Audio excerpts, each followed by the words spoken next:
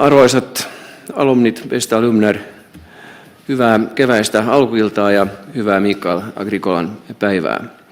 Olen Helsingin yliopiston alumniyhdistyksen valtuuskunnan puheenjohtaja Alexander Bargum.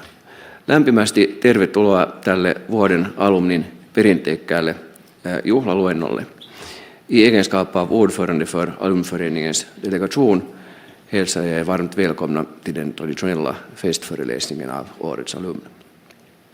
Alumniyhdistyksen valinta vuoden alumniksi 2024 on lapsiasiavaltuutettu valtiotieteiden tohtori Elina Pekkarinen. Elina Pekkarinen opiskeli Helsingin yliopistossa ensin riistaeläintiedettä maatalous- ja metsätieteellisessä tiedekunnassa ja sen jälkeen sosiaalityötä valtiotieteellisessä tiedekunnassa.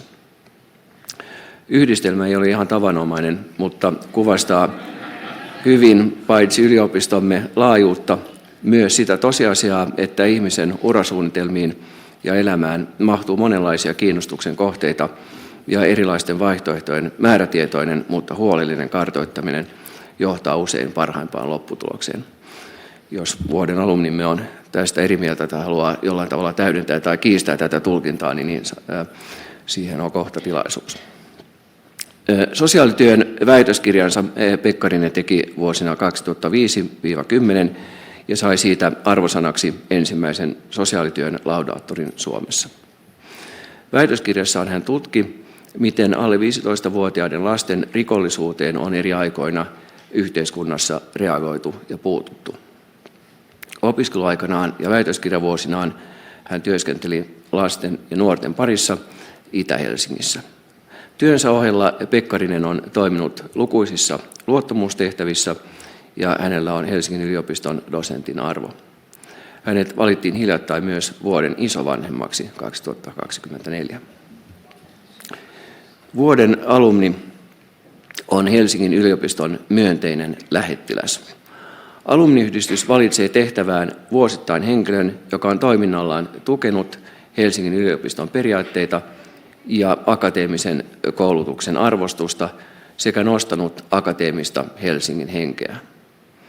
Elina Pekkarisen ansiona nähtiin erityisesti lasten ja nuorten oikeuksien puolustaminen ja heidän näkökulmansa pitäminen esillä julkisessa keskustelussa, minkä tekee analyyttisesti ja selväkielisesti, mutta samalla terävästi ja hauskasti.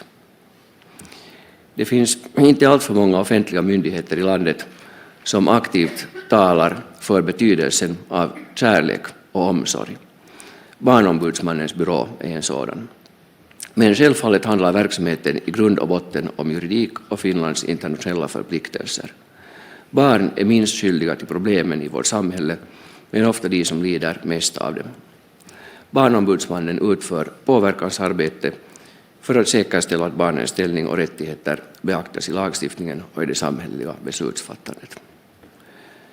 Elina Pekkarinen on vuoden alumninimityksen johdosta antamissaan lausunnoissaan korostanut tutkimustiedon ja monipuolisten näkökulmien merkitystä lapsipoliittisen päätöksenteon pohjana. Meillä on siis lupa odottaa mielenkiintoista juhlaluentoa. On ilo luovuttaa puheenvuoro vuoden alumnille dosentti Elina Pekkariselle.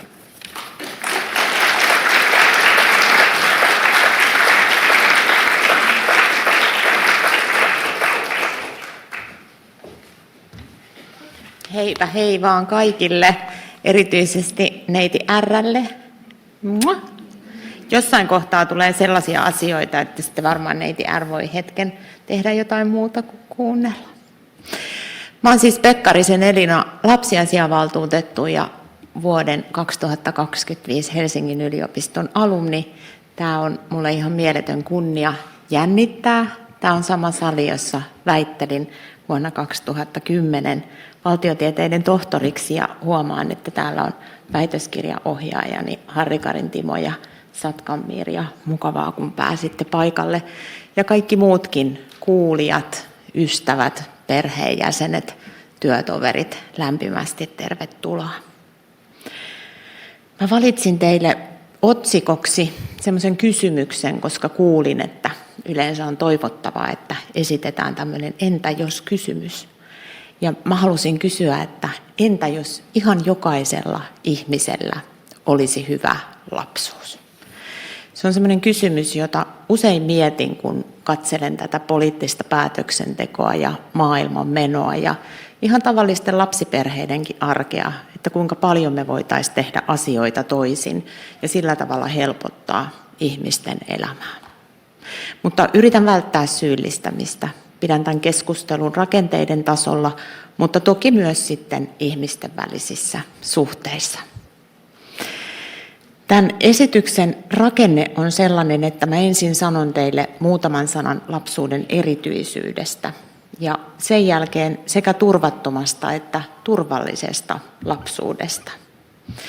Ja viimeiseksi palataan pohtimaan vähän semmoisia tärkeitä asioita. Mä pyrin pysymään aikataulussa niin, että teille tulee mahdollisuus myöskin esittää kysymyksiä tai kommentteja. Mulla on yleensä ollut tapana tehdä semmoisia esitelmiä, joissa jotenkin dioilla ihan hirveästi tavaraa. Mutta tällä kertaa asia ei ole niin. Sitä tavaraa on tosi vähän ja puhetta ehkä sitäkin enemmän. Aloitetaan siitä lapsuuden erityisyydestä. Lasten kehityshän on universaalia ja se on ikiaikaista. Ja ihmisen kehityksessä muutokset on loppupeleissä aika pieniä. Meidän aivot on hyvin samanlaiset kuin ne on olleet 1000, 1500 tai 2000 vuotta sitten. Ja lasten tarpeet on hyvin samanlaisia kuin ne olivat vielä silloin. Yksi ihmislapselle tyypillinen piirre, ja tässä tulee tämä riistaeläintieteilijä mukaan peliin, on se, että jos katsotaan nisäkkäitä, niin ihmislapset syntyy hyvin avuttomina. Ne ovat kyvyttömiä puolustautumaan ja täysin riippuvaisia heistä huolehtivista aikuisista. Tämä poikkeuksellinen piirre liittyy meidän pystyasentoon, eli meidän lantion vuoksi ihmislapsi ei mahtuisi kehittyneempien aivojen avulla ulos kehosta. Ja sitten toisaalta pystyasento on antanut meille kädet käyttöön, joka on toisaalta taas kehittänyt niitä meidän käsiä. Lastenhoiva on myöskin kehittänyt ihmisyyttä, kokonaisia yhteiskuntia ja meidän perinteisen perherakenteen. Eli sillä tavalla voisi ajatella, että lastenhoiva on sitä ihmisyyttä kaikkein aidoimmillaan. Lasten hoivan tarve myöskin kestää hyvin pitkään. Oikeastaan voisi väittää, että ihminen ei koskaan selviydy ilman toisia ihmisiä. Ja palaan siihen luentoon tai siihen tosiasiaan vielä moneen kertaan. Mutta vaikka me tiedämme täällä salissa varmasti tämän kaiken lapsuudesta, aikuisuudesta ja kehittymisestä, niin me ollaan viisastuttu näissä asioissa vasta aivan viime vuosina. Me tiedämme tänä päivänä, että on huomattavasti helpompi rakentaa vahvoja lapsia kuin korjata rikkinäisiä aikuisia. Ja tämän on todennut orjuuden vastuustaja Frederick Douglass jo 1800-luvulla. Meillähän tämä tunnetuin tarina lapsuudesta on kehityspsykologinen, eli lapsi on kehittymätön ihminen matkalla kohti aikuisuutta.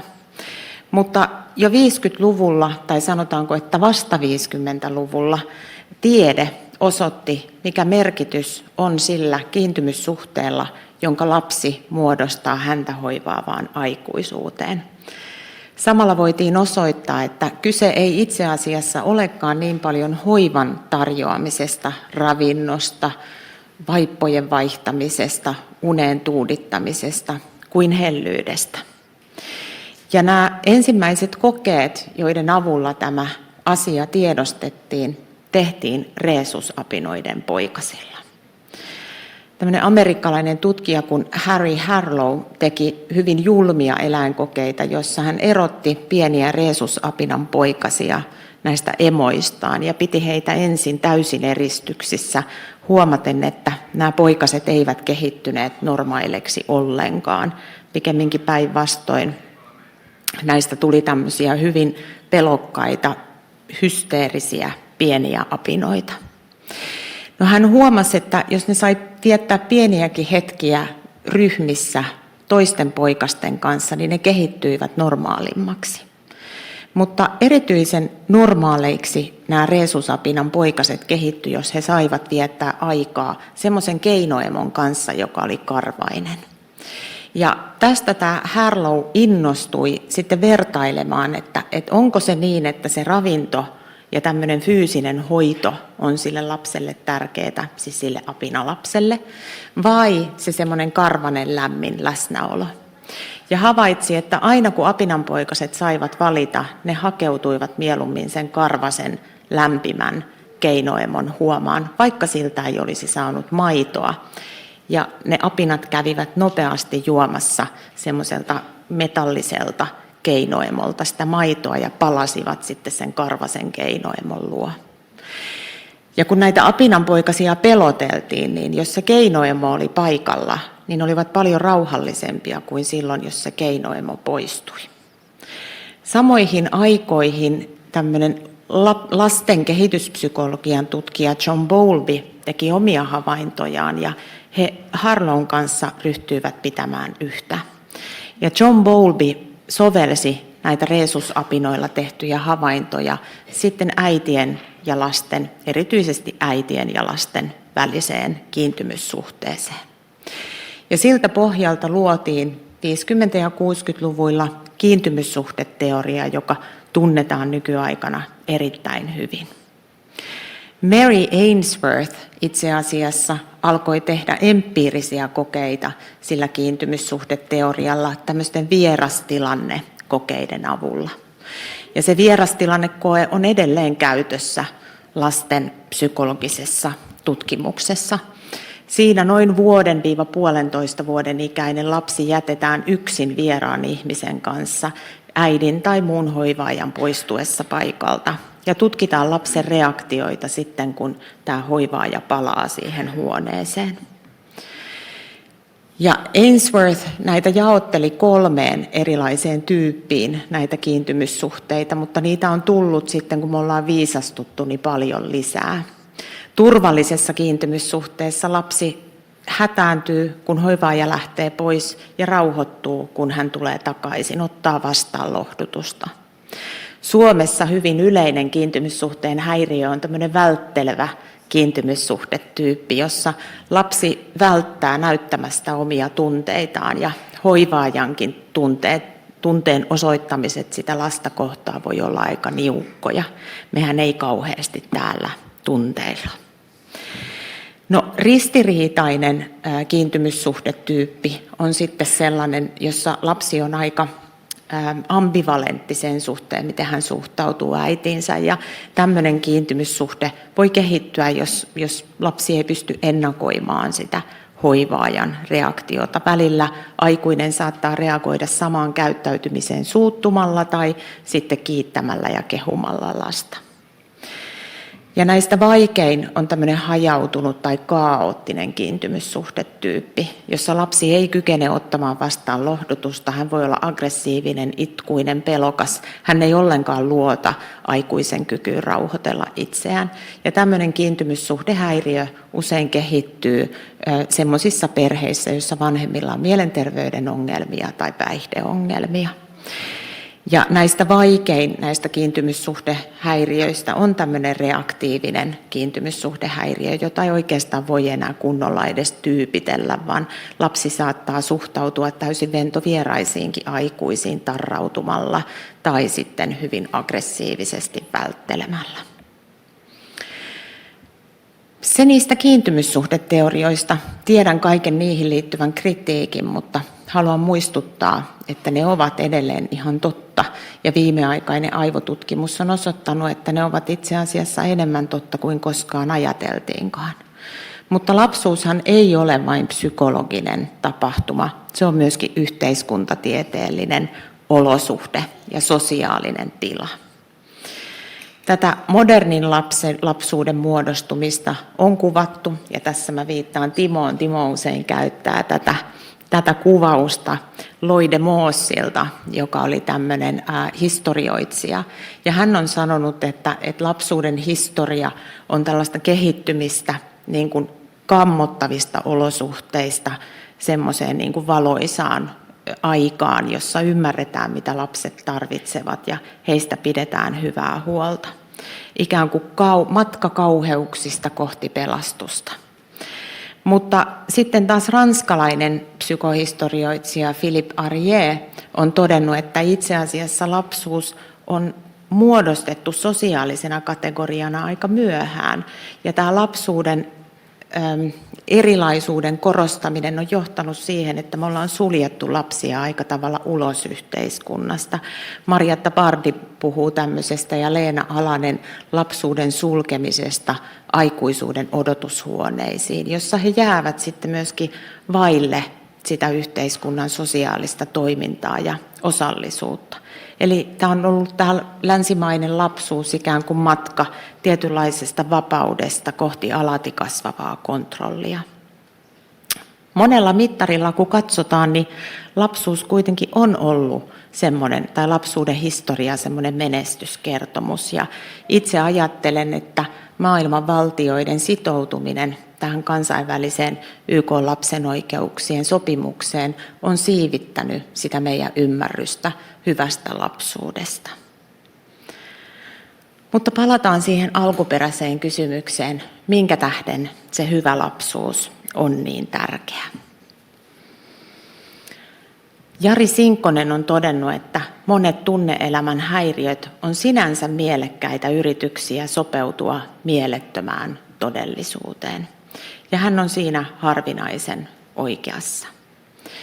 Viime aikoina lapsuuden tutkimuksessa on vahvistunut niin sanottu ACE-tutkimus, jossa tutkitaan tällaisia lapsuuden haitallisia vaikutuksia ihmisen elämään.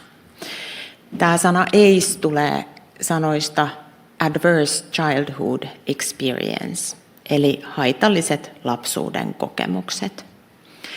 Ja näitä ihmisen niin kutsuttuja ACE-kokemuksia alun perin on tutkittu semmoisella aika yksinkertaisella 10-kohtaisella kaavakkeella, jossa on tutkittu tai kysytty ihmisen kodin olosuhteista, onko ollut köyhyyttä, nälkää, likaisuutta ja niin edelleen. On kysytty huoltajien käyttäytymisestä, ovatko huoltajat olleet väkivaltaisia, onko heillä ollut mielenterveyden ongelmia, onko heillä ollut rikollista elämäntapaa. On kysytty, onko lapsi kokenut muualta tai vanhemmiltaan fyysistä, henkistä tai seksuaalista väkivaltaa. Ja lisäksi on kysytty, onko lapsi jäänyt tai aikuinen siihen vastatessaan vaille rakkautta. No valtaosalla meistä kaikista on ainakin yksi tämmöinen ACE-kokemus lapsuudesta, mutta vaikeudet ihmisen kehityksessä alkavat, kun näitä ACE-kokemuksia on 4 tai enemmän. Ja on havaittu, että näillä lapsuuden aikaisilla haitallisilla kokemuksilla on vaikutuksia paitsi ihmisen psyykkiseen tilaan, joka on täysin loogista ja ymmärrettävää, mutta myöskin fyysiseen hyvinvointiin. Erilaiset syöpäsairaudet, verisuonitaudit ja niin edelleen on yleisempiä sellaisilla ihmisillä, jotka on lapsuudessaan kokenut paljon tämmöistä vaille jäämistä. Ja tämä selittyy ihan puhtaasti stressihormonien kautta. Elimistö ikään kuin valmistautuu jonkinlaiseen kaaokseen koko ajan. Myös sosiaalinen toimintakyky on heikompi, jos lapsuudessa kokee paljon laiminlyöntiä tai kaltoinkohtelua. Mutta miten me voitaisiin sitten vahvistaa hyvää lapsuutta? No tämän ACE-tutkimuksen rinnalle on kehittynyt aika vahva PACE-tutkimus, jossa tutkitaan siis sekä positiivisia että haitallisia lapsuuden kokemuksia. Ja sieltä samalla tavalla voi kääntäen hakea niitä hyvää lapsuutta vahvistavia tekijöitä. Eli turvalliset kodin olosuhteet, ei puutetta rahasta, hyvät, puhtaat asuinolosuhteet, viihtyisä elinympäristö ja niin edelleen. Vakaat, mieleltään terveet huoltajat, nuhteettomat huoltajat ja semmoinen väkivallaton kasvuympäristö, jossa lapsen ei tarvitse pelätä ketään. Ja viimeisinä, mutta ei suinkaan vähäisimpänä, hellyys ja rakkaus lasta kohtaan. Ja tämä hellyyden ja rakkauden merkitys on ymmärretty jo siellä YK:n lapsen oikeuksien sopimuksessa, jossa todetaan, että sopimusvaltiot tunnustavat, että lapsen tulisi persoonallisuutensa täysipainoisen ja sopusointuisen kehityksen vuoksi kasvaa perheessä onnellisuuden, rakkauden ja ymmärtämyksen ilmapiirissä. Eli näin voidaan todeta, että Suomenkin lainsäädännöstä löytyy sana rakkaus, me kun olemme tämän kansainvälisen ihmisoikeussopimuksen ottaneet osaksi meidän lainsäädäntöä. Lapsen oikeus saada hellyyttä, ymmärtämystä löytyy jo meidän lastenhuoltolaista ja se kirjoitettiin sinne jo vuonna 1984. Eli me oltiin edelläkävijöitä tässä lapsuuden ja hellyyden ymmärtämisessä. Mutta mikä sitten on syynä siihen, että meillä on perheissä niin paljon kuitenkin pahoinvointia ja lapsillakin paljon vaikeuksia? Mä kuvaan tässä 3 sellaista asiaa, mitä mä ajattelen, että olisi loppujen lopuksi aika helppoa ja yksinkertaista korjata. Ja nämä on kaikki sellaisia, että näihin voidaan myöskin yhteiskuntapoliittisella päätöksenteolla vaikuttaa. Mennään ensimmäiseksi perhebarometriin ja katsotaan, mitä siellä haastateltavat sanoivat. On kyllä pakko sanoa, että on ne pienten lasten vanhemmat vaan ihan saatanan kiukkusia koko ajan. Ihan jossain niin kuin sfääreissä ne menee tuolla vaan silleen, että huijaa. No tämä, että lasten hoito koetaan raskaana ja vanhemmuus kuormittavana, on yksi niitä keskeisimpiä syitä siihen, että nuoret aikuiset kertovat, että he eivät välttämättä halua perheellistyä. Se tuntuu vaivalloiselta.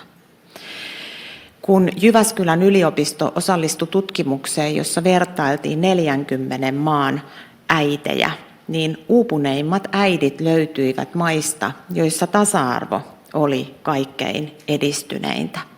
Ja Suomihan se siellä oli sitten tasa-arvoisin maa, mitä löytyi.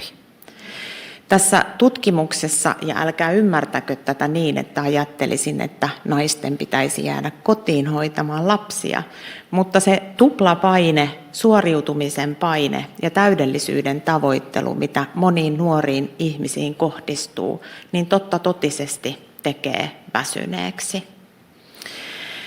Mä ajattelen, että jotta tästä päästäisiin eteenpäin ja vanhempia voitaisiin aidosti tukea, niin meidän täytyy panostaa niihin perusasioihin, joissa me ollaan oltu jo 100 vuoden ajan todella taitavia. Meillä on yksi maailman edullisin, tehokkain ja parhaiten toimiva lastenneuvolajärjestelmä, jossa jo raskausaikana tuetaan vanhempia ymmärtämään lasten tarpeet ja pyytämään apua. Meillä on myöskin ollut viime vuosiin asti Suomessa kattava kasvatus- ja perheneuvolaverkosto sellaisille perheille, jotka mahdollisesti tarvitsevat matalalla kynnyksellä enemmän apua. Valitettavasti hyvinvointialueuudistuksen myötä kasvatus- ja perheneuvoloiden määrä on vähentynyt. Meillä kunnissa, nythän me äänestetään ensi viikonloppuna, meillä on ollut asukaspuistoja, lastenleikkipuistoja, järjestöjen ylläpitämiä perhekahviloita ja niin edelleen. Monia pieniä arjen tekoja, jotka auttaa nuoria vanhempia jaksamaan lapsensa kanssa. Ja me ollaan osattu tehdä ihan peruspalveluissakin kotikäyntejä. Neuvoloista on menty kotiin, jopa varhaiskasvatuksen opettajat on saattaneet vierailla lasten kotona. Kaikki tämä valitettavasti on tänä päivänä harvinaisempaa. Ja ne perheet, jotka sitten tarvitsevat vähän enemmän tukea, niin meillä on osattu antaa ensikotihoitoa, meillä on ollut koko perhehoitoa, meillä on tehty perhetyötä, meillä on ollut tukiperheitä ja tukihenkilöitä. Ja äärimmäisessä tapauksessa meillä on ollut hyviä sijaisperheitä ja hyviä lastenkoteja. Valitettavasti kaikki tämä tuntuu, että tänä päivänä tahtoo olla kiven alla, paitsi ne viimeksi mainitut sijaishuollon laitospaikat.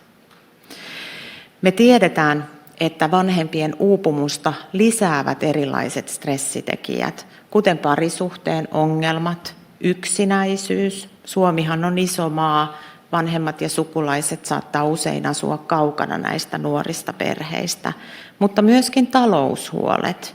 Ja se, minä väitän, on sellainen asia, mihin nyt ainakin voidaan yhteiskuntapolitiikalla vaikuttaa. Valiokunnassa silloin oikeastaan edellisellä viikolla, kun Daron Acemoglu sai talouden Nobelin palkinnon, niin viittasin tähän sitaattiin ja sain sieltä nimeltä mainitsemattoman ja enpä sano puoluetaustaakaan kansanedustajan kimppuuni, että ymmärrän Acemoglua nyt aivan väärin. Kyllä Suomessa on osattu tehdä asiat oikein. No niin varmasti, mutta täytyy ymmärtää, että politiikka on jatkuvasti eteenpäin menevä kone ja me koko ajan saatamme tehdä valintoja, jotka vievät kehitystä sitten taaksepäin. Ja väitän, että Suomessakin viime vuosina on tehty sellaisia ratkaisuja, jotka saattavat luoda ja syventää köyhyyttä tietyissä väestöryhmissä. Väitän näin, vaikka tiedän aivan hyvin, että meillä on Suomessa eletty köyhempiäkin aikoja. Suomihan oli hyvin pitkälle aina 60-luvulle agraariyhteiskunta, jossa suuret perheet elivät hyvin ahtaasti. Lapsia on käytetty pitkään työvoimana ja kaupungissakin lapsilla on ollut hyvin ahdasta, niukkaa elämää. Meillä on ollut huutolaislapsia, eli lapsia on annettu pois sen tähden, että heitä ei ole ollut varaa pitää. Ja ne on otettu hoitoon sitten perheisiin, jotka pienimmällä kustannuksella sen lapsen jo suostuu hoteisiinsa ottaa. Sotien jälkeen meillä rakentui kyllä hyvinvointivaltio ja siellähän lapsiperheet olivat niitä, jotka ensimmäisinä sosiaaliturvan piiriin pääsivät. Myös asuinoloihin alettiin Suomessa hyvin nopeasti kiinnittää huomiota. Meillä oli 1980-luvulla semmoinen, voisi sanoa, lapsiperheiden kukoistuskausi, jolloin me laajennettiin meidän kasvatus- ja perheneuvolaverkkoa. Pikkuhiljaa alettiin tehdä työtä niin, että varhaiskasvatuksesta meidän aina sanoa päivähoito ja sitten mä muistan, että niin ei saa sanoa ja sitten rupean änkyttämään. Varhaiskasvatuksesta tehtiin subjektiivinen 90-luvun alkupuolella lamasta huolimatta ja niin edelleen. Mutta valitettavasti 90-luvulla kohdattiin myös vaikea lama, jonka myötä meillä ryhdyttiin sosiaaliturvaa leikkaamaan ennen kaikkea lapsiperheiltä, mutta myös muilta väestöryhmiltä. Ja erityisen paljon lamasta kärsi meidän palvelujärjestelmä, jossa etenkin tällaista ehkäisevää peruspalvelua vähennettiin. No miltä se lapsiköyhyys sitten tänään oikein näyttää, kun kaikki tämä on sanottu? Meillä 2000-luvulla on varallisuuserot kasvaneet, katsottiin sitä millä mittarilla tahansa. Ne on edelleen kansainvälisesti vertaillen melko pienet, mutta ne ovat kuitenkin kasvusuunnassa. Meillä sekä köyhyys että vauraus ovat alkaneet kasautua. Lapsiköyhyys on vakiintunut Suomessa hyvin matalalle tasolle, jos verrataan muihin Pohjoismaihinkin. Meillä noin 11% lapsista elää sellaisessa perheessä, joiden tulot jää alle 60% väestön mediaanitasosta. Mutta Suomessa se köyhyys on sillä tavalla ikävällä tavalla kasautunutta, että siitä on hyvin vaikea päästä irti. Meillä lapsiköyhyydestä kärsii erityisesti pienten lasten perheet, monilapsiset perheet, yhden huoltajan perheet ja kansainvälisesti vertaillen yllättävän usein maahanmuuttajataustaiset perheet. Eli meillä maahanmuuttajataustaisten ihmisten mahdollisuus työllistyä on huomattavasti heikompi kuin kantasuomalaisten perheiden. Meillä noin 2–3% lapsiperheistä saa pitkäaikaisesti toimeentulotukea, ja toimeentulotuen saantihan viittaa todella vakaviin toimeentulovaikeuksiin, sillä sen saannin edellytyksenä on perheen täydellinen varattomuus ja se, että kaikki ensisijaiset tuet on ennen sitä toimeentulotuen saantia käytetty hyväksi. Me tiedetään kohorttitutkimuksista, joissa on tutkittu kaikkia Suomessa vuonna 1987 ja 1997 syntyneitä lapsia, että tämä toimeentulotuen pitkittynyt tarve on yhteydessä lapsen heikkoon koulumenestykseen, lapsen mielenterveyden ongelmiin, lapsen lastensuojelun tarpeeseen ja myöskin rikoksiin nuorella iällä. Eli yksi hyvä tapa parantaa lapsuutta ja huolehtia siitä, että kaikilla lapsilla olisi hyvä lapsuus, olisi torjua perheiden köyhyyttä. Me ollaan viime vuosina, itse asiassa vuodesta 2015 vuoteen 2021, saatu lapsiperheiden toimeentulotukiriippuvuutta vähennettyä tuntuvasti. Ja tämä on tapahtunut etenkin osa-aikatyön ja ensisijaisten sosiaaliturvaetuuksien noston avulla. Kuitenkin nämä lapsiköyhyyden torjunnan politiikkatoimet muuttu yhdessä kesällä 2024. Ja näin ollen toimeentulotuelle odotetaan siirtyvän yhä enemmän lapsiperheitä, ja tämä on jo nähtävissä Kelan tilastoissa.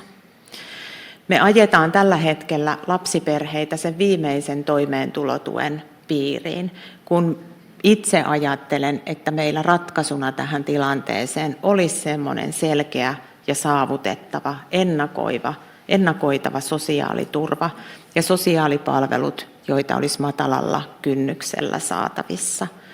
Meidän tulisi tukea paremmin lapsiperheiden opiskelumahdollisuuksia ja työllistymistä, koska totta kai ajattelen niin, että se työllistyminen on se ensisijainen keino turvata perheen toimeentulo, mutta aina se ei syystä tai toisesta onnistu. Meidän täytyy tukea perheitä myös arjen kustannusten hallinnassa. Tällä hetkellähän globaali talous heittelee perheitä niin, ettei kukaan oikein osaa ennustaa, miten säästöjen tai velkojen kulloinkin käy. Ja meidän pitäisi tarjota perheille myöskin vaikutusmahdollisuuksia, eli mahdollisuutta myös köyhillä ihmisillä osallistua siihen omaan elämään ja sen parantamiseen. Tällä hetkellä köyhät perheet syrjäytyvät hyvin herkästi myöskin päätöksenteosta. No siirrytään tästä sellaiseen teemaan, joka koskettaa todennäköisemmin niitä perheitä, joissa on edellä mainittuja ongelmia, eli uupumusta ja taloudellisia vaikeuksia. Ja nyt ajattelen, että neiti R ei ehkä välttämättä halua näitä juttuja kuulla. Haittaako Maijaa, jos Rauha menee hetkeksi juoksee käytävälle?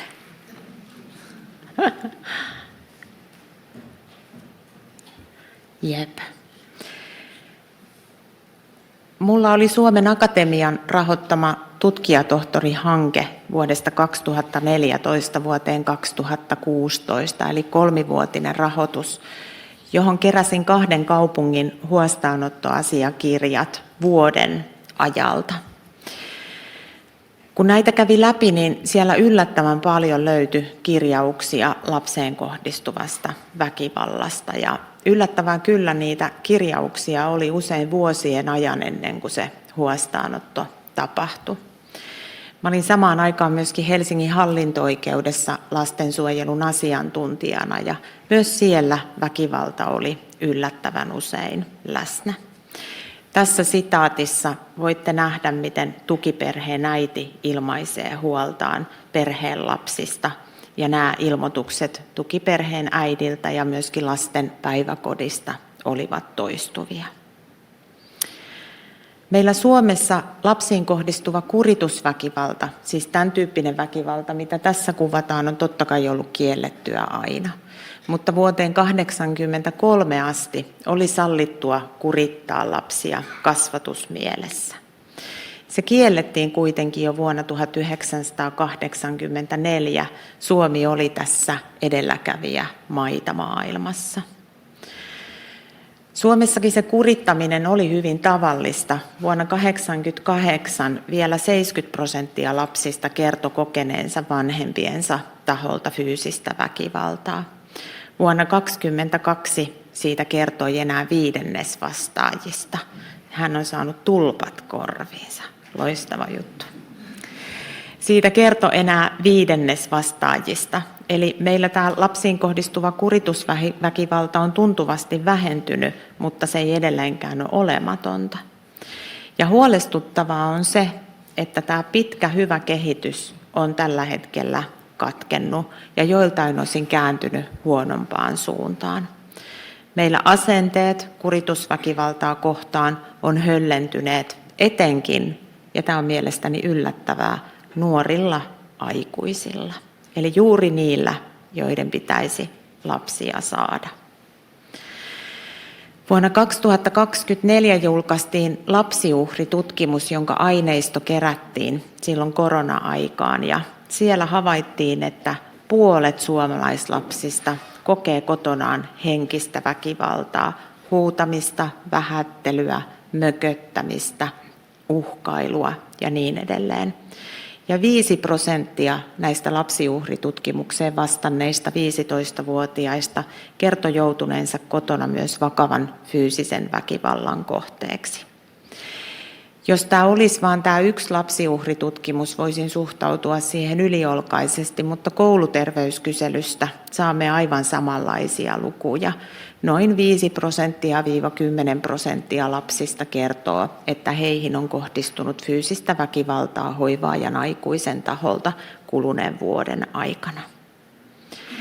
Kun tätä samaa asiaa kysyttiin äideiltä anonyymissä kyselytutkimuksessa, johon vastasi lähes 3000 suomalaisäitiä, ja nämä oli kaikki alle 12-vuotiaiden lasten äitejä, niin siellä 6% kertoi kohdistaneensa lapseensa vakavaa väkivaltaa kuluneen vuoden aikana. Ja vakava väkivalta oli siis lyömistä, potkimista, puremista, tönimistä. Kun äideiltä kysyttiin erilaisia taustatekijöitä, niin huomattiin, että tähän lapseen kohdistuvaan väkivaltaan oli yhteydessä äidin kokema taloudellinen ja parisuhteen stressi, äidin matala koulutus ja traagista kyllä äidin kokemus siitä, että hän oli pyytänyt apua, mutta ei ollut sitä saanut. Ja mielestäni tämä tulos, kun ajattelee, että itse vastaisi semmoiseen kyselylomakkeeseen, niin se, että he kertoivat siellä näistä teoistaan, niin on kyllä tietynlainen hätähuuto. Että ajattelen, että sen sijaan, että me lähdettäisiin tässä nyt syyllistämään äitejä, niin toivoisin, että heidän avunpyyntöihinsä vastattaisiin silloin, kun he apua pyytävät. Sillä vuosittain Suomessakin satoja lapsia joutuu sairaalaan väkivallan seurauksena ja valitettavasti meillä joka vuosi myös 1–3 lasta kuolee perheväkivallan seurauksena. Tämä väkivaltaan puuttuminen on senkin tähden äärimmäisen tärkeää, että viimeisimmät tutkimukset osoittaa, että tämä yhteys lapsena koetun väkivallan ja myöhemmän oman väkivaltaisuuden välillä on merkittävä. Puhutaan sellaisesta victim-offender overlapista, joka tarkoittaa sitä, että useimmista uhreista ei tule rikollisia, mutta useimmat rikolliset ovat kyllä uhreja. No ne väkivallan taustasyyt ja riskit me tunnetaan tutkimusten pohjalta erittäin hyvin ja sieltä löytyy juuri ne samat ACE-tekijät, joita tuossa luennon alkupuolella teille kerroin. Siellä on asuinympäristöön, vanhempaan, perheeseen ja lapseen liittyviä riskitekijöitä. Usein se huono-osaisuus kasautuu myöskin siellä asuinympäristössä, jolloin välttämättä lähellä olevat ihmisetkään eivät puutu lapsen kaltoinkohteluun. Vanhempaa on itseä mahdollisesti kaltoinkohdeltu. Hänellä voi olla itsellä kiintymyssuhteen häiriöitä, traumoja, stressiä, väsymystä. Nuori ikä on myöskin riskitekijä, matala koulutus, päihteiden käyttö, mielenterveyden ongelmat. Ja on paljon myös perheeseen liittyviä tekijöitä, kuten parisuhteen ongelmia, parisuhdeväkivaltaa, erotilanteita ja niin edelleen. Lapset valitettavasti kertoo tästä kokemastaan väkivallasta hyvin harvoin muille. Ja silloin kun he siitä kertovat, niin he kokevat, että he eivät välttämättä saa siihen aikuisilta apua. Tämä toistuu kouluterveyskyselyssä vuosi vuoden jälkeen. Yleisin syy olla kertomatta on kuitenkin se, että lapset kokee, että ei se tilanne ole niin kovin vakava. He ymmärtävät ja ovat lojaaleja vanhempiaan kohtaan. Sen tähden avainasemassa väkivallan tunnistamiseksi on lapsen muut läheiset. Ajattelen, että täälläkin on varmaan paljon ihmisiä, joilla on lapsia lähellään. Ja sitten myöskin lasten kanssa työskentelevät ammattilaiset. Mutta jos epäilynä on fyysinen kaltoinkohtelu, niin silloin semmoinen ammattimaisesti suoritettu tutkimus on aina tärkeää tehdä, koska väkivalta voi myöskin eskaloitua vakavemmaksi. No, miten sitä väkivaltaa voidaan sitten ehkäistä? Valitettavasti meillä on aika vähän semmoista näyttöön perustuvaa tutkimusta siitä, mitkä tekijät vähentävät väkivaltaa, mutta lisääntyvissä määrin me tiedämme, että semmoinen tehostettu tuki siinä lapsen varhaislapsuudessa, kotikäynnit ja sitten vanhemmille suunnatut yhteistyö- ja hoitomuodot voivat ehkäistä tätä lapsen kaltoinkohtelua. Lisäksi on todella tärkeää, että me järjestetään sille perheelle hyvät asuinolosuhteet, ahdas asuminen, epämukava asuinympäristö lisäävät myöskin sitä kaltoinkohtelun riskiä. Mä alan nyt tulla tähän juhlaluennon loppupuolelle, mutta haluaisin vetää tätä vielä vähän yhteen ja herätellä teitä miettimään niitä mahdollisia kysymyksiä ja kommentteja. Älkää olko nyt niin surullisen näköisiä, kun nyt päästään siihen kohtaan, että millainen paikka maailma olisi, jos jokaisella ihmisellä olisi se hyvä lapsuus. No, minä väitän, että jos ihan jokaisella meistä olisi onnellinen ja hyvä lapsuus, niin olisihan tämä maailma varmasti kaikille parempi ja aika ihanakin paikka. Meillä tieto lisää sitä tuskaa, mikä liittyy niihin kaltoinkohtelun vaikutuksiin, mutta on lasten elämässä tapahtunut myös hyvin paljon hyvää. Me ymmärretään nyt, että lapsuus on ainutkertainen elämänvaihe. Sitä ei voi kelata takaisin eikä sitä voi pysäyttää, vaan se tapahtuu juuri nyt.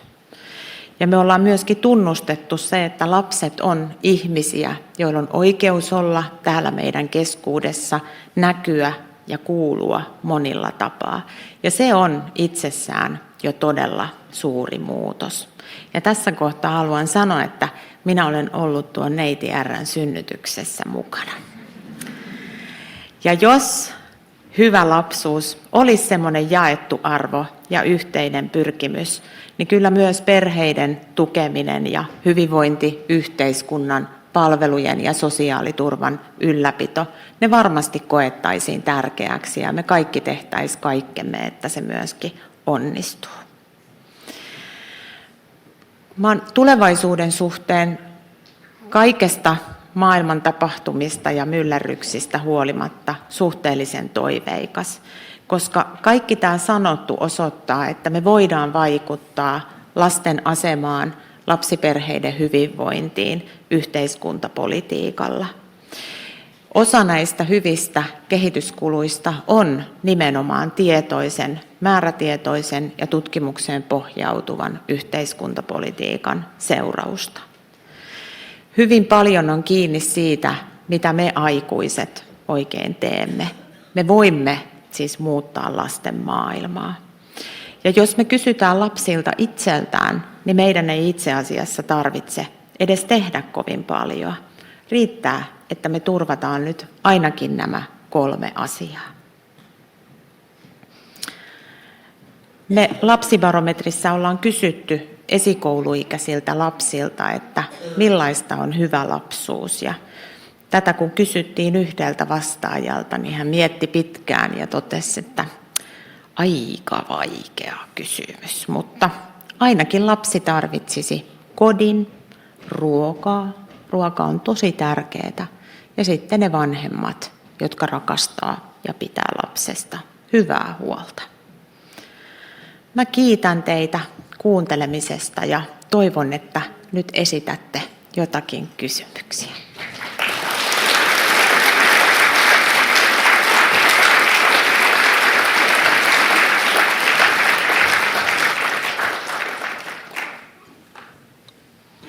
Ja Ville antoi mulle tehtävän, että mä saan täältä sitten jakaa niitä puheenvuoroja, mutta älkää kursailko, en pure.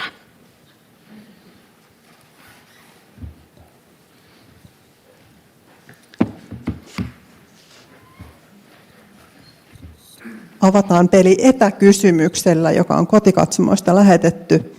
Että onko tämä hallitus mielestänne tehnyt hyvää lapsia ja nuorisoystävällistä politiikkaa? Mitä mieltä olette mahdollisista lastensuojelutyön leikkauksista?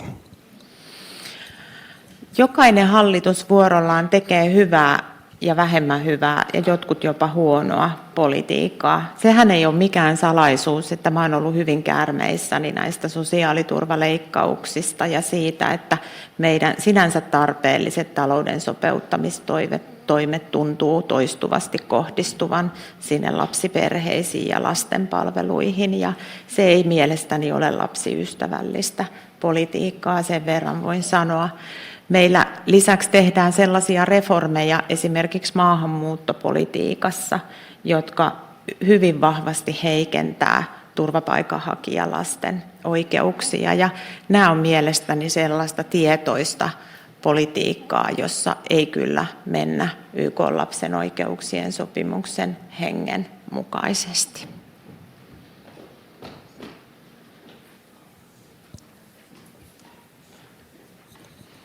Joo, Tarja Kohila, ja kiitos kovasti. Tämä oli tosi avartava ja mielenkiintoinen esitys. Mä kysyisin vähän toista asiaa, joka liittyy kyllä lapsiin. Miten sun mielestäsi me saataisiin kouluihin rauha ja kiusaamisen niin kuin loppuminen?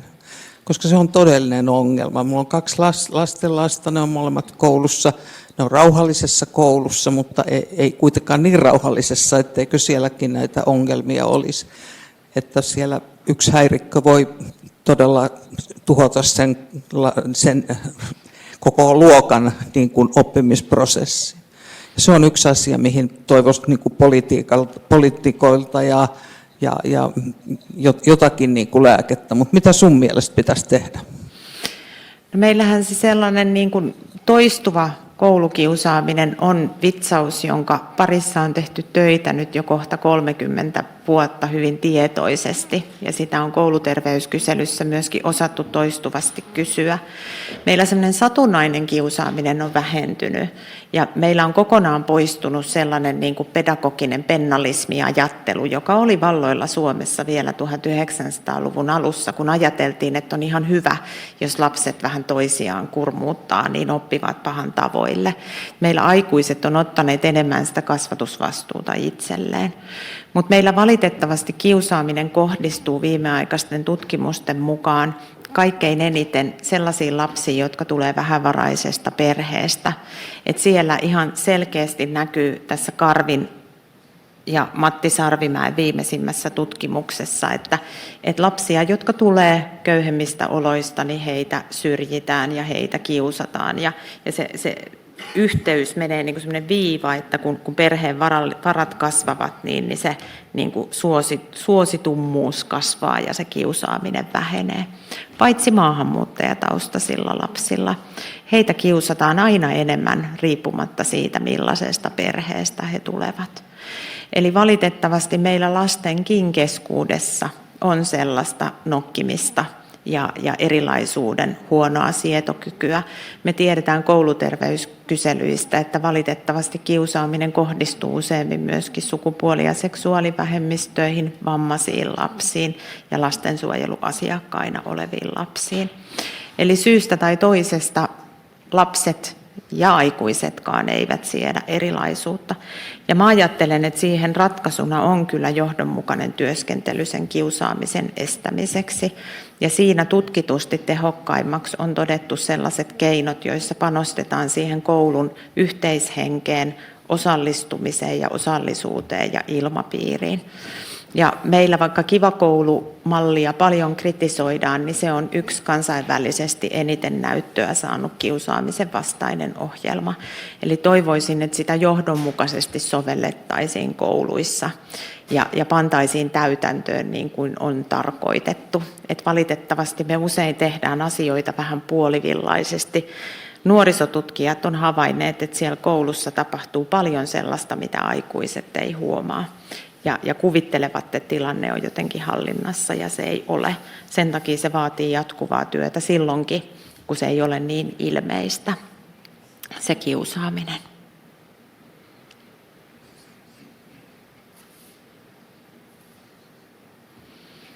Siellä. Tämä on hirveätä tämä puheenvuorojen jakaminen. Joo, kiitoksia tosi mielenkiintoisesta esityksestä. Tuli mieleen, että mikä mahtaa olla Suomessa lasten hyvinvoinnin taso verrattuna meidän verrokkimaihin, kuin vaikka EU:ssa, että onko tässä varmasti niin tutkittua tilastotietoa? Voi, kun se riippuu niin siitä indikaattorista, mitä katsotaan. Että kyllähän Suomessa, jos katsotaan vaikka osaamista, niin me edelleen ollaan PISA-vertailussa Euroopan maiden kärkeä. Että ainoastaan Virossa on meitä paremmat tulokset. Mutta sitten jos katsotaan vaikka kokemusta omasta hyvinvoinnista, niin Suomi ei suinkaan loista. Meidän lapset ei ole niin onnellisia kuin meidän aikuiset. Ja sitten jos mennään ihan sinne somaattiseen terveyteen, niin lasten kuolleisuushan on todella vähäistä ja synnytyksen jälkeinen terveys myös. Me pystytään pelastamaan tosi pieniä ennenaikaisia lapsia. Mutta kun puhutaan teini-ikäisistä, niin suomalaislapset on kansainvälisesti vertaillen ylipainoisia, liikkuvat vähän, nukkuvat vähän, viettävät paljon aikaa ruuduilla ja heillä on myöskin mielenterveyden ongelmia, ADHD:ta ja muuta paljon, mutta niitä kyllä on kansainvälisesti muuallakin, että sanoisin, että eletään semmoisia globaalin lännen ongelma-aikaa, kun lasten terveyttä ja hyvinvointia mitataan. Mutta pienet lapset meillä on terveitä, koska ne liikkuu paljon.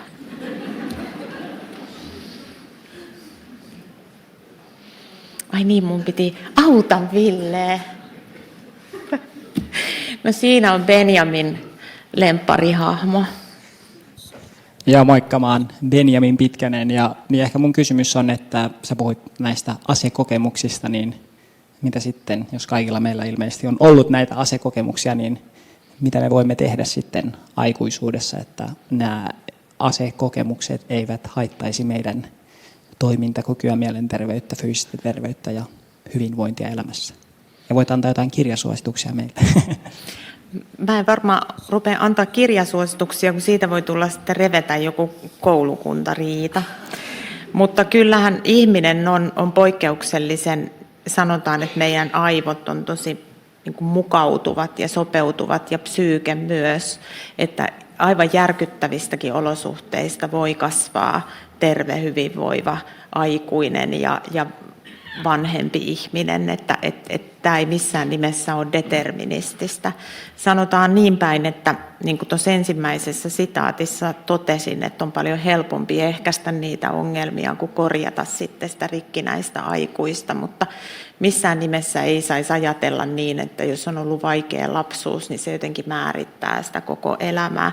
Enemmän ja enemmän tehdään tutkimusta resilienssistä, käsite, johon psykologit kyllä myöntävät olevansa jo vähän kyllästyneitä, mutta se osoittaa, että ihmiset usein on hyvin joustavia, koska me evolutiivisestikin ollaan jouduttu menemään läpi hyvin vaikeista asioista ja suurista kriiseistä, että kannustan hakemaan apua ja huolehtimaan hyvistä elämäntavoista. Niillä pääsee jo pitkälle.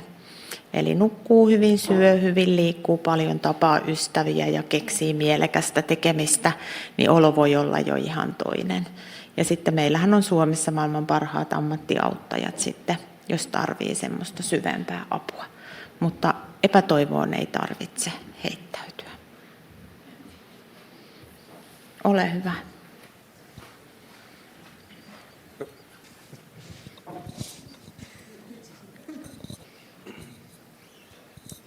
Moikka, Eeva-Stina Väisänen. Mä tulin tuolta Tampereelta asti sua kuulemaan. Anteeksi, nytkö kuuluu? Hyvä. Itsekin lapsibudjetoinnin parissa työskennellyt tuossa viime vuonna. Anteeksi, mä vielä parannan. Sun täytyy ajatella nyt, että sä oot niinku karaoke-baarissa. Että No nyt... myöpä teen sen. Noniin. Noi. Ja sitten puhuit lapsen oikeuksien sopimuksesta ja me tiedetään, että meillä on paljon menetelmiä, millä me huomioidaan lapset ja nuoret meidän päätöksenteossa ja meillä on hyviä menetelmiä, hyvin kehitettyjä. Mikä sä ajattelet, että pidättelee meitä? Me tiedetään, että lapset ja nuoret on tärkeitä ja heitä on tärkeää kuulla, mutta edelleen siitä taistellaan, että heitä kuulla. Mitä sä ajattelet, että miksi näin on edelleen, vaikka me tiedetään tämä kaikki? No me joitain vuosia sitten tehtiin selvitys näistä kouluverkon harvennuksista, eli koulujen lakkauttamisista. Siis kunnallinen päätöksentekotilanne, joka itse asiassa on nyt hyvin ajankohtainen. Ja näin maalaisjärjellä ajattelisi, että silloin jos koskaan niin tehtäisiin niin kutsutut lapsivaikutusten arvioinnit, joita meillä edellytetään, että päätöksentekijät tekevät silloin, kun he tekevät päätöksiä, jotka vaikuttavat suoraan tai välillisesti lapsiin, niin yllättävää kyllä vain puolessa näistä koulun lakkautuksista oli arvioitu ne lapsivaikutukset ja puolessa jätetty tekemättä.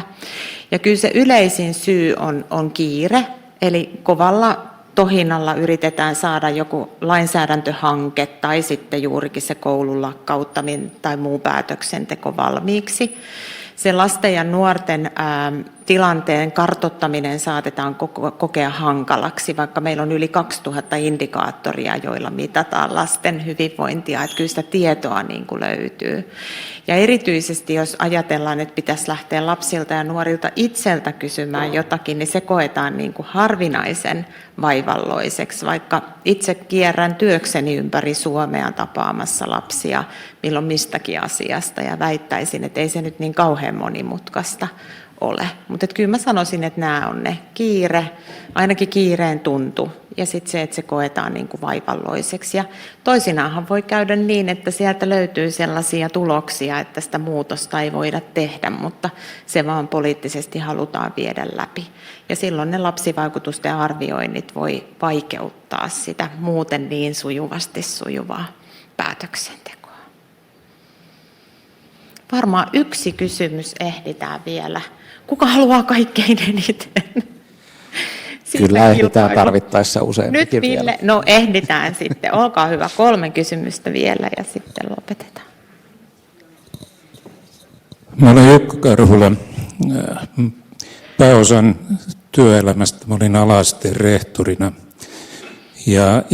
Mä en oikein osaa tästä tehdä kysymystä, mutta siis törmäsin kollegaa, joka työuransa oli tehnyt Ruotsissa suomalaisten siirtolaislasten opettajana.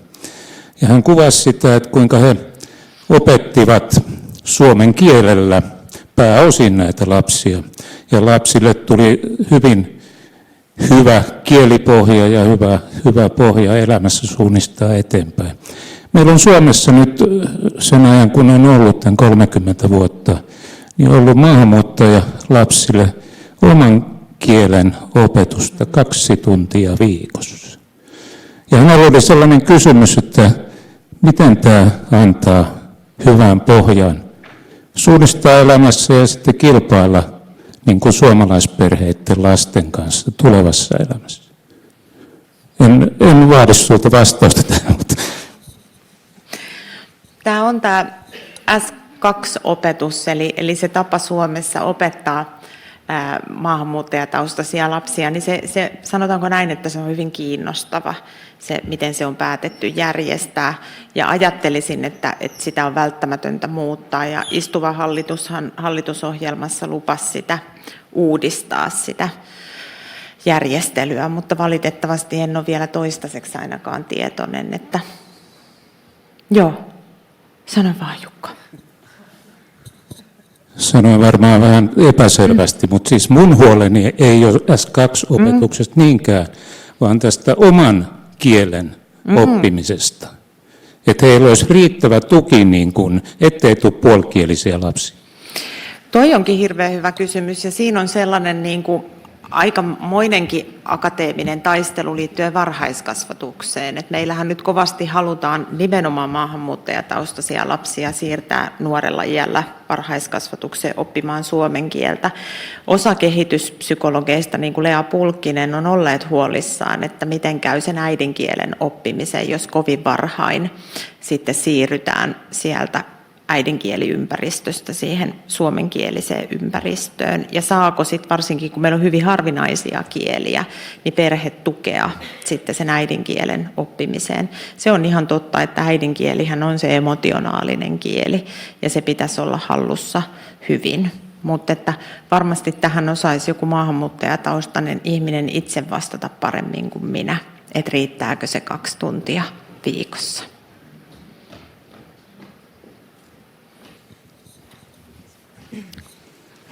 Mä oon Merja Hovi, terve.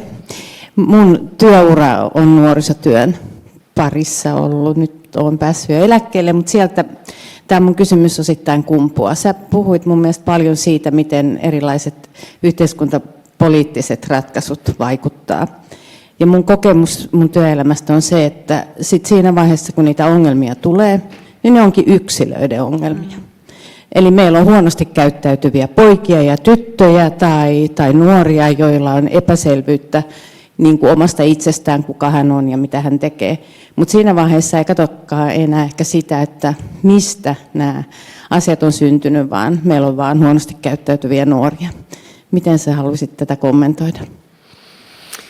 No mä ajattelen niin kuin yksilötasolla, että se on varmaan kaikille helpompaa syyttää niistä vaikeuksista ja ongelmakäyttäytymisestä sitä lasta. Ja tämähän on hyvin herkkä aihe puhua esimerkiksi lisääntyvistä lasten mielenterveyden häiriön diagnooseista. Lastenpsykiatrit kuitenkin sanovat, että meillä itse asiassa niin kuin häiriöt eivät ole lisääntyneet, vaan oireet ovat lisääntyneet ja niitä tunnistetaan aiempaa enemmän. Niitä myös diagnosoidaan, koska usein se diagnoosi on väylä saada lapselle tukea ja apua.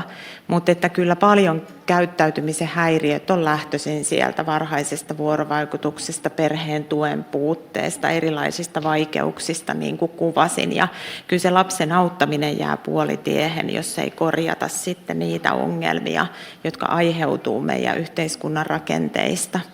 Ja esimerkiksi juuri perheen köyhyydestä, puutteellisesta asumisesta tai vanhempien jaksamattomuudesta. Että silloin me hoidetaan vähän niin kuin väärää kohtaa siinä perheessä. Mutta se on aika monen lapsen kova osa olla sitten se antenni siellä, joka osoittaa sen huonon olon, koskee koko ympäristöä. Mutta sulla oli siellä vielä. Maarit Valve. Kiusataanko Suomessa enemmän kuin Pohjoismaissa tai Euroopassa? Onko se meidän helmasynti vai missä mennään? No, Pohjoismaista ainakin osaan sanoa, että kyllä mennään aika samanlaisissa osuuksissa, että kyllä se valitettavasti on yleistä kaikkialla maailmassa. Ja väittäisin, että varmaan osassa maista vielä yleisempää, että ihmiset on julmia toisilleen, eivätkä lapset siinä tee poikkeusta. Ja aina sanonkin, että mitä isot edellä, sitä pienet perässä, että en yhtään ihmettele, että lapset tänä päivänä on toisiaan kohtaan ilkeitä ja julmia, koska kyllä me aikuiset näytetään tässä aika huonoa esimerkkiä koko ajan. Mutta sillä en yhtään halua vähätellä sitä, että kaikkien pitäisi kohdella toisiaan hyvin ja kokea voivansa olla turvassa siellä koulumaailmassa. Ville halusi yhden kommentin kysymyksen vielä antaa, oliko näin? Joo, vielä edellisen vuoden alumnin kysymys. No niin, kiva. Kiitos Elina. Mä oon tosiaan Hannele Kantel, viime vuoden alumni ja opettajan kouluttaja. Ja mä jäin miettimään sellaista, että mikä tekee meidät onnelliseksi. Ja mä rupesin miettimään meitä aikuisia. Että olisiko niin, että kun sun kysymys oli, että entä jos jokaisella lapsella olisi onnellinen lapsuus tai olisi hyvä lapsuus, että pitäisikö meidän myös katsoa itseemme, että mikä tekee meidät aikuiset onnelliseksi. Että ollaanko me vähän liikaa semmoisen kulutuskulttuurin pauloissa ja ajatellaan, että me ansaitaan joku kiva matka, jotta me tullaan onnellisiksi tai jotain uusi tavara. Vai olisiko se kuitenkin niin, että se niin kuin paljon pienemmät asiat tekee meidät onnelliseksi? Ja tämän näkeminen, mä uskon, tämä on mun väite, että se heijastuisi myös siihen, että lapsella olisi hyvä olla. Mutta mä en tiedä, onko näin, mutta ajattelisin näin, että me ei voida katsoa vain lapsia, vaan myös meitä aikuisia ja miettiä sitä kriittisesti. Ehdottomasti. Ja kun lapsilta kysytään niin näitä niin kuin hyvän ja onnellisen elämän elementtejä, niin hyvin harvoin he puhuu tavaroista tai matkoista. Että kyllä he puhuu leikistä, he puhuu ystävistä, vanhemmista ja sitten siitä ruuasta.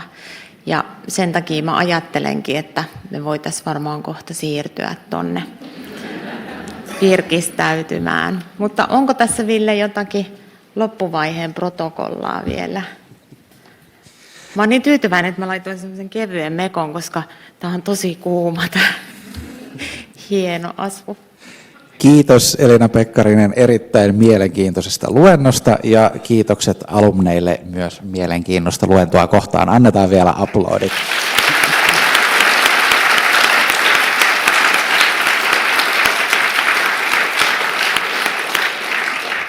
Mä olen tosiaan Ville Sinnemäki, alumniyhdistyksen toiminnanjohtaja, ja kerron tähän loppuun vielä, mitä tapahtuu seuraavaksi. Eli tosiaan luennon antia on hyvä sulatella vielä lasillisen äärellä, joten tuolta aulan puolelta löytyy viinitarjoilu. Käyttäkää ihmeessä hyväksenne mahdollisuutta jakaa ajatuksia muiden alumnien kanssa. Sen lisäksi sieltä löytyy myös alumniyhdistyksen standi, josta voitte halutessanne ostaa alumnituotteita tai myös liittyä yhdistyksen jäseneksi, jos ette sitä vielä ole.